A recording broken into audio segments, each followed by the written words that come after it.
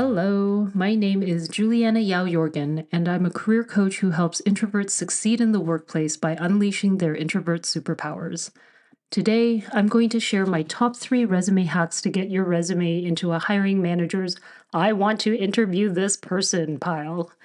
I chose this topic because there's a lot of discussion on optimizing resumes for ATS and all sorts of new AI screening. But even if you pass those steps, it's ultimately the hiring manager who decides if they'll spend their limited time to interview you. And oftentimes, the hiring manager will tell the recruiter if they think they should even bother with the screening interview. So, these 3 hacks I'm sharing are meant to help you get past the most important gate, the hiring manager. With the number of applicants to each role increasing and the attention spans of hiring managers decreasing, these hacks are meant to grab and keep the hiring manager's attention. All right, we will start with a really easy one. Hack number 1 is to write to be understood, not to impress. That might sound weird because your ultimate goal is to impress the hiring manager, but you should be doing this by highlighting your accomplishments, which I'll talk about in a little bit. In terms of word choice and writing style, you want to be clear and simple. This is mostly applicable to that first paragraph summarizing your experience and the 2 to 3 sentences that you use to explain your core responsibilities in each role. So, as an example, instead of saying, I have the responsibility of overseeing a talented and dynamic team of 25 people in 3 countries, you can just say, I manage an international team of 25.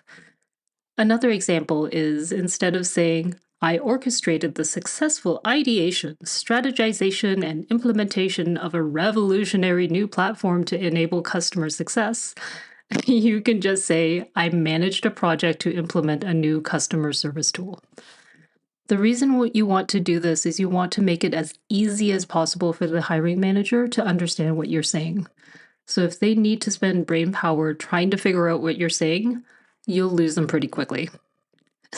So no more trying to use fancy words to sound impressive.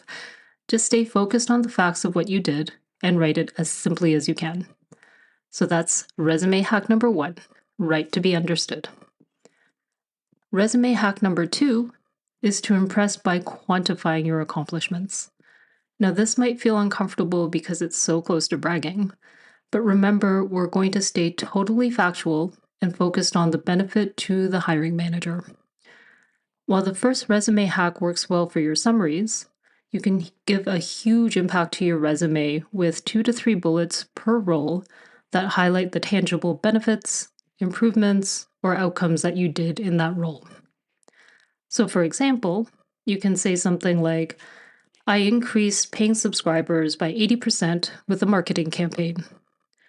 Or, I reduced a process from 7 days to 4 days with a process improvement.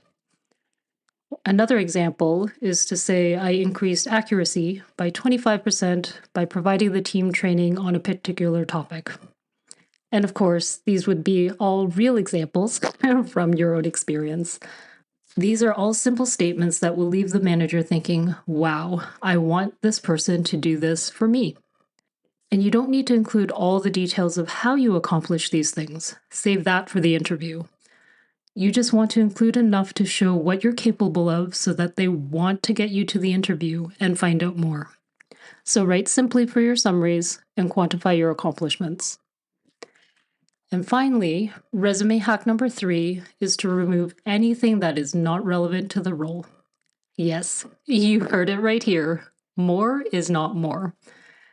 So if you do a lot of volunteer work, yes, be proud of it.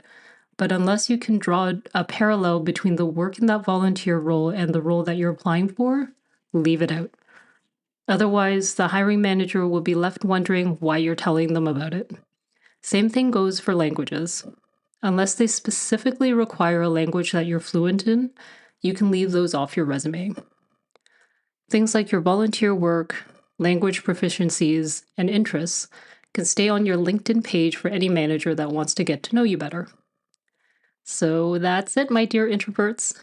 By writing to be understood instead of to impress, quantifying your accomplishments, and keeping irrelevant extras in your LinkedIn profile instead of your resume, you can create a high-impact resume that's easy to read, focused, and relevant. And that's all a hiring manager really wants out of a resume. Okay, that's it for now. Next week, I'm going to share with you my 3 reflections that I make every year. And if you're enjoying my podcast, I invite you to join my newsletter where I share the latest announcements on coaching programs and upcoming one-on-one coaching availability. You'll also be notified of new and upcoming podcast episodes and get access to exclusive free resources only available to newsletter subscribers. I'll drop the link to my newsletter sign up in the show notes. All right, I'll see you next time.